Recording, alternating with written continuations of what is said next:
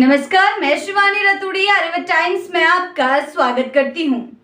बिहार की सियासत इन दिनों पोस्टर पॉलिटिक्स ने जबरदस्त तूफान खड़ा कर दिया है। मुख्यमंत्री नीतीश कुमार की पार्टी जनता दल यूनाइटेड के पटना स्थित प्रदेश कार्यालय में प्रधानमंत्री नरेंद्र मोदी के पोस्टर लगाए जाने के बाद सियासी गलियारों में हलचल तेज हो गई है। इस मुद्दे पर अब जनसुराज पार्टी के प्रमुख और चुनावी रणनीतिकार से नेता बने प्रशांत किशोर ने इस पर तीखा हमला बोला है। प्रशांत किशोर ने इसे नीतीश कुमार की राजनीतिक विदाई की शुरुआत करार देते हुए कहा है कि दावा किया है कि नवंबर के बाद ना तो नीतीश मुख्यमंत्री रहेंगे और ना ही जेडीयू एक राजनीतिक दल के तौर पर बची रह पाएगी। भोजपुर जिले के अगिगांव में बुधवार को मीडिया से बातचीत में उन्होंने कहा कि नीतीश कुमार की राजनीति का यह अंतिम दौर है। बिहार में इस बार निर्णायक बदलाव होने जा रहे हैं। जैसे ही चुनाव खत्म होंगे, जेडीयू का दफ्तर भी बीजेपी का हो जाएगा, उस पर भाजपा का ही कब्जा रहेगा और भाजपा नेताओं की ही तस्वीरें वहां टिकी मिलेंगी। जी हाँ, पीके ने कहा है कि इस बयान ने बिहार की चुनावी राजनीति में एक नया मोड़ ला दिया है। उन्होंने दोटों कहा कि इस बार का मुकाबला एनडीए और जनसुराज के बीच है, बाकी सभी दल हाशिए पर चले जाएंगे।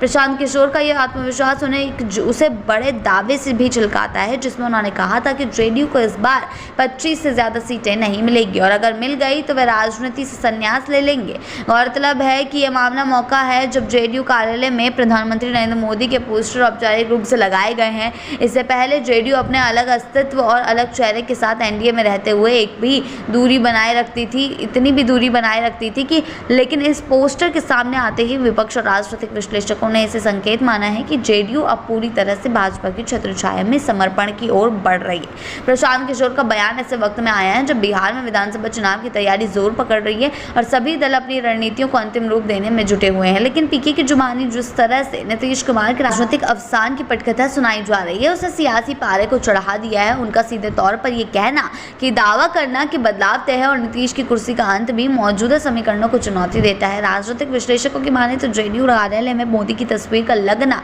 केवल पोस्टर नहीं बल्कि एक संदेश है। या तो यह गठबंधन की मजबूती का प्रतीक है या फिर जेडीयू की स्वायत्तता खत्म होने का संकेत। पीके के बयान को इसे दूसरे नजरिए से देखने को मजबूर करते हैं, जबकि कुछ जनता इसे पहले नजरिए से देख रही है। अब निगाहें नवंबर पर टिकी है कि क्या नीतीश कुमार फिर से जनता का विश्वास जीत पाएंगे या पीके की भविष्यवाणी सच साबित होगी और बिहार की राजनीति एक बार फिर करवट लेगी। इस सवाल का जवाब समय देगा, लेकिन फिलहाल एक बात तय है, बिहार की राजनीति में उबाल और यह चुनाव बेहद दिलचस्प मोड़ पर पहुंच चुका है, जो आगे चलकर और भी दिलचस्प बनता जाएगा। देखना यह होगा कि क्या जनता इस बार भी नीतीश कुमार के साथ खड़ी होगी। जिस तरीके से ओपिनियन पोल्स दिखाए जा रहे हैं, जिस तरीके से कहा जा रहा है, उससे यही साबित हो रहा है कि इस बार फिर से एनडीए अपना कब्जा बिहार में जमा पाएगी, एनडीए फिर से सत्ता में वापसी करेगी।